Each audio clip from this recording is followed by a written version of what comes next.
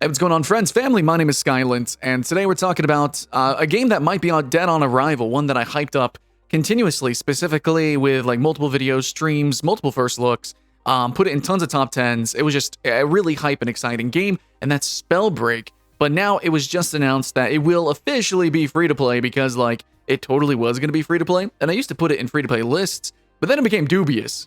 We'll talk about that. It definitely lost a little bit of goodwill by being very silent on its monetization scheme. I don't know, but anyways, there's a history to SpellBreak. But now it's finally going free to play, and now what we're going to be talking about is upcoming with launch. What is the hype now after the game's kind of been sort of, I guess, incubated or sat on for a little bit? And how do you guys feel about the Battle Royale genre, and how do you guys feel about these mechanics inside of this game? And for those who are new and haven't seen my previous, I don't know, dozen videos on the game, basically, it's kind of an arena shooter inspired battle royale. I guess you could think it's something as ridiculous as the new Hyperscape, where you are going to be like flying, leaping through the air, blinking. You're going to be having, instead of rockets, it's fireballs. But then it even goes a step further, and you're going to have physics with stuff like ice paths. You know, when you shoot your ice sniper shot, when it goes near the ground, it actually creates an ice path, and you can slide on that. There's tornadoes. And, you know, there's like double jumps, triple jumps. It's going to be ridiculous. It really actually is quite intense. And the time to kill can be pretty long. These fights are pretty elongated. Again, reminiscent, not just mechanically of like fireballs equals rockets, but also the time to kill in the overall gameplay loop kind of feels like an arena shooter if it was a battle royale and it happened to be Magic. You do have to run around the world and pick up gauntlets, which are going to be your weapons, but you can have two at the same time. So you can actually kind of mix and match. You also have runes for abilities, which is going to be like your flight rune, your blink rune, your predator rune, invis rune, things like that. And there's potions and shields, sure, whatever. But for the most part, the gimmick of the game is you have magical gauntlets. So you can have a wind gauntlet, so you spawn like a tornado, and then you shoot it with a fireball, and now it's a fire tornado thing. Yeah, poison cloud, you shoot it with a fireball, it explodes. Stuff and things like that, pretty much. So there's mixing and matching as well. You can interact with opponents' abilities. So I'm assuming, I think you can actually break apart like a rock that's coming to smash you. You can turn someone's poison cloud against them, kind of. You know, their firestorm, stuff like that. You can kind of react with those and kind of make new combinations. And I think the game really sings and comes to life with the duos, actually. So playing this game as a duo is really what makes it special, and hopefully they champion that as well. Oh, yeah, it is a battle royale. This is a proper only, that's all it is. It is just a battle royale. Pure and simple. That's it. So, if they do continue with that, go with duos and champion it, it'll be something. But then again, there have actually been some pretty hopeful games recently, not just battle royales. You know, stuff like Gigantic. You know, like, why did that get to shut down? You know, why didn't that do great? It looked great. And this game actually has vibes from that. You know, really good animations, a really tasteful art style, unique mechanics. Then what's going to happen?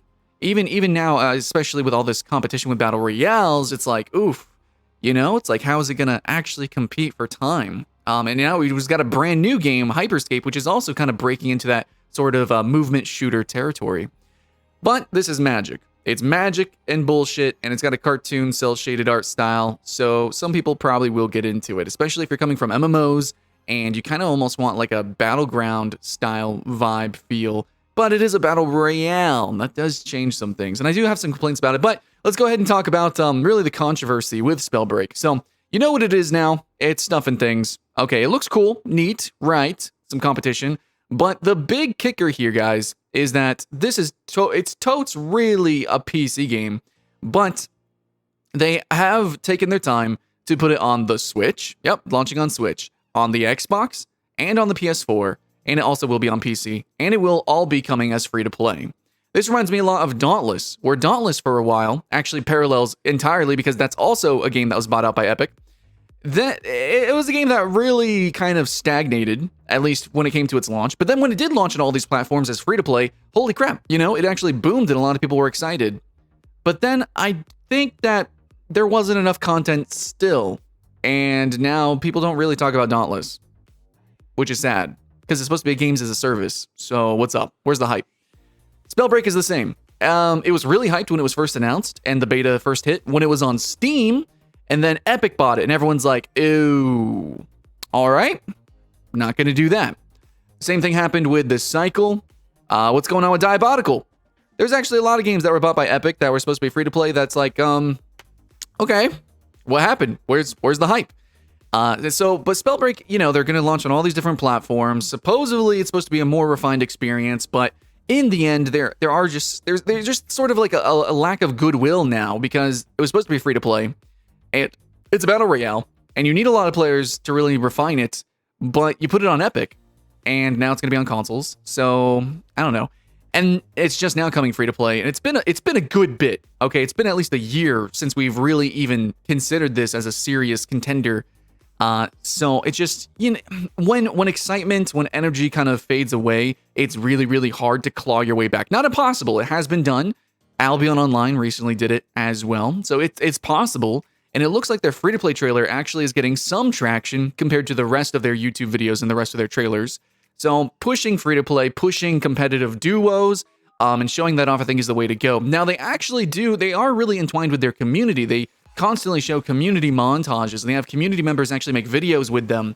So it's pretty cool, right? I think that if they go in this direction of like, okay, maybe we're not the biggest battle royale out there, the biggest game, but we're gonna be something special, and we're not gonna give up. So hopefully you don't, like Gigantic did and many other titles have, Lawbreakers. Don't give up. Refine what you got. But that's what we can move on to, is when I played, was it really a refined experience? And this is going to be a lot of thoughts that you can just instantly have. Even if you've never played, you can instantly see, okay, lots of really ridiculous abilities and things like that, but in a battle royale setting, is this really where this should be? See, all these abilities and things like this would be so great if this was maybe it's like a raid simulator. 40 players jump in and there's a big giant boss or a couple bosses, and you got to run around it, kind of like Guild Wars 2. I think a lot of people would like something like that. Or if it wasn't Battle Royale and it was more like a siege simulator. So there's a big castle and you have to, break through the castle. Kind of like a Battlefield mixed with Avatar sort of, experience. A lot of people instantly can see that, that's really more the obvious direction that these abilities would really work in. But Battle Royales, the big problem that I've had with this game and a few other Battle Royales is the time to kill. You kind of need it to be short.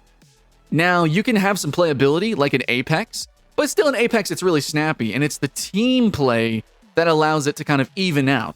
So the team fight might kind of last a longer engagement, but the overall 1v1s is really quick. And that's to kind of stop third partying. Basically, when somebody's like, oh, there's a fight over there, and they can just, like in this game, you can literally blink or fly over there and snipe and shoot fireballs and giant tornadoes. And that kind of is what sort of happens in this game, is the idea, like in an arena shooter, is you do have this long, drawn-out fight with a, high skill ceiling gameplay. You're flying all over the place, which attracts attention in a Battle Royale. And, you have this really good duel, basically. It's Dragon Ball Z. But in a Battle Royale, basically, it's literally a Battle Royale. Normally, you're supposed to spread out around the map, but if anybody can move pretty much anywhere at any time, and you have such long-range abilities, and they're so big and bombastic, basically, I'm just going to come out and say it. Most of my conflicts in SpellBreak were incredibly low quality. And it took me a really long time to kind of get a vibe for the game, and I still haven't won a match in SpellBreak, or in any other Battle Royale, I would have had dozens of wins by then, maybe because those mechanics are a little bit more straightforward. But I would also say that overall SpellBreak is just a really niche and awkward experience. It really is just awkward. It just comes down to that. Now, being free to play, cool. Jump in, have some fun. But I really feel that they're kind of steering the game in a competitive direction, which I love in games. I think Battle Royales can be competitive. And of course, with the arena shooter, concepts in this game, you would think it would lean to that. But a lot of arena shooters and similar high-skilling games like this have tried to go for a sporty direction without really properly, supporting it as a sport. They just think, the mechanics are gonna, speak for themselves, but they really don't. The fun factor does not beat the irritation of the game, in my opinion. This is a fun game, and if you kind of make it like, kind of like how Smite has the arena game mode, which is like the most popular game mode, and it's silly. If you add in some more silly game modes, even, Fortnite and stuff did that, add in some more silly game modes, add in more like random environmental effects, weather effects, things like that. Make it more like a party game which even Fortnite does, and that's the most competitive, most popular game on the planet at the moment, not considering League of Legends, I think that you really need to mix in a little bit of chaos with all the color that you have, which really inherently, with all these mechanics and everything, the true gameplay loop, it really is very, very, very random. In games like PUBG, even Fortnite, there are the way the game plays out, there are things to kind of mitigate the RNG. If it's building to be defensive or to run away, or if it's the overall stealthiness and slow pacedness of PUBG. And there's, Apex also has the team play, which is integrated directly into the game with the hero shooter mechanics. So everything is really, in their own ways, they're very unique games and balanced. This game, it is unique, but at the same time, I can't really recommend it as a sport, and it's really hard for me to recommend it as a games as a service that I think is going to live long for, and really do very great.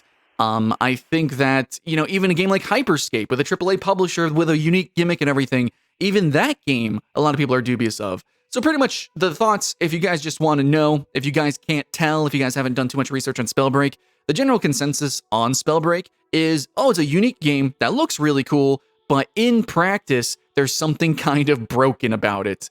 And there definitely needs to be some tweaks or a change in sort of mood when it comes to this game. I think that they definitely need more radical, basically party game or fun mechanics to really draw people in, especially if it's going to be on Switch. Especially, it's going to be on consoles. It's a free-to-play Mage simulator. So let's get silly. Let's get stupid. Okay, you can do some really ridiculous stuff, but it seems like they're kind of focusing on an esport edge. And yet, I'm not really seeing, tournaments being in it. There should have been tons of tournaments. There needs to be, way more stuff like that. I know we have highlights. I know we have montages. But that's not the sport. We need the circuit. We need the esport. And if you can't fund that, then go silly with it. That was also a problem that Realm Royale kind of had. It just really... In theory, it should have been really great. But certain patches and certain things just totally broke the game. And right now, SpellBreak is kind of starting with that. There is something just a little broken about it. I mean, we'll see how it evens out in the end. We'll see what its popularity does. And maybe it can exist as a niche, sporty-ish title. But I really don't want this to be a game that closes down, that fails. I really don't want this game to be unhype. Because I do love arena shooters. That is my history. I really wish that stuff like this was more popular. And it seems like people are trying with radically different approaches from Battle Royale like Hyperscape to SpellBreak. And then we even have new arena shooters coming out, proper like Diabolical, but all of them just are kind of falling flat for one reason or another, at least in terms of the spotlight of social media and what I can see. And frankly, popularity, it matters probably more than anything when it comes to a sport-style game.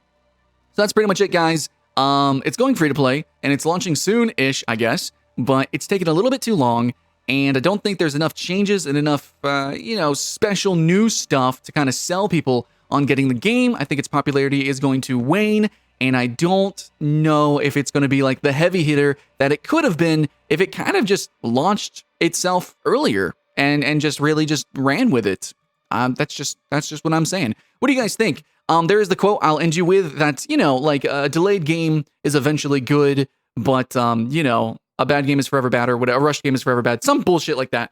That does not quite apply to games as a service, and that's exactly what this is. But what service will it turn out to be? Will it be a sport? Will it be a fun, chaotic, silly game? Or will it just be somewhere in between and never really live up to what it could have? Let me know in the comments below what you think about SpellBreak. I just said stuff and things. Now it's your turn. Much love, and keep the hype alive, and I will see you again next time.